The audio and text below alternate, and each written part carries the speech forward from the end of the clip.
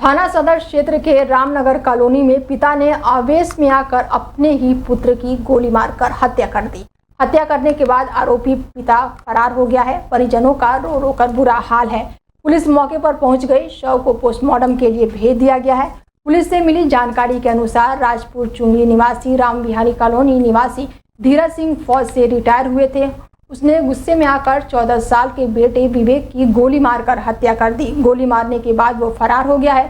सूचना पर पहुंची पुलिस ने भी जहां एक और शव को पोस्टमार्टम के लिए भेजा, वहीं परिजनों से पूछताछ की तो पता चला कि धीरज ने विवेक से भैंसों को सानी देने के लिए कहा था, लेकिन विवेक ने उसकी बातों को अनसुना कर दिया और खेल में लग गया। जैसे ही धीरज घर आया और उसने देखा कि भैंसों की सानी नहीं की गई है, वो गुस्से में तमतमा गया और कमरे में जाकर लाइसेंसी पिस्टल निकाल लाया और उसने बेटे को गोली मार दी। गोली की आवाज़ सुनकर अन्य परिजन बाहर निकल आए।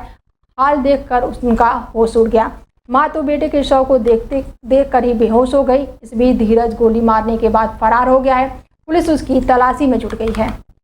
कुशीनगर में संदिग्ध परिस्थितियों में नवविवाहिता की मौत हो गई है। बता दें कि जिसके बाद से परिजन मौके से फरार हो गए हैं। नवविवाहिता का शव मिलने से गांव में हड़कंप मच गया है।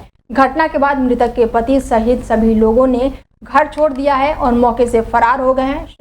घर में शव होने की सूचना पर क्षेत्र में लोग भी जुट गए हैं। मौके पर पहुंची पुलिस ने शव को कब्जे में लेकर आगे की कार्रवाई शुरू कर दी है। हनुमानगंज थाना क्षेत्र के जिंद छपरा गांव का ये पूरा मामला बताया जा रहा है। हाथरस में तमन्ना की गढ़ी में एक पूर्व प्रधान का शव उसके घर पर लहूलुहान अवस्था में पड़ा मिला।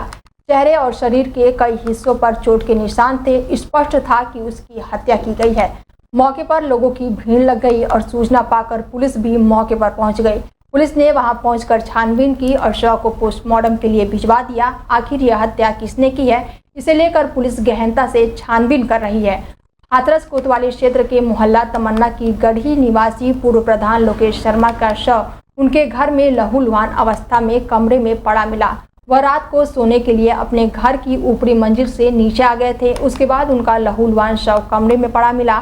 चेहरे पर भारी वस्तु से प्रहार करने के निशान भी मिले हैं। गर्दन पर भी चोट के निशान थे। जब उनका शव परिवार के लोगों ने देखा तो उन्होंने शोर मचाना शुरू कर दिया। मौके पर भीड़ इकट्ठी हो गई और पुलिस भी पहुंच गई। अधिकारियों ने मौके पर पहुंचकर घटनास्थल का निरीक्षण किया। इसके बाद शव को पोस्टमार्टम के लिए भिजवा दिया। मृतक लोकेश गांव गढ़ी तमन्ना के पूर्व प्रधान। उनकी मौत के बाद इलाके में मातम छा गया है। घटना के बाद उनके घर में भी कोहराम मचा हुआ है।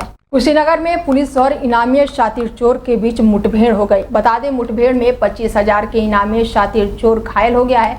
घायल चोर को अस्पताल में भर्ती कराया गया है। बता दें कि पैर में गोली लगने से यहां पर शातिर चोर घायल हुआ है।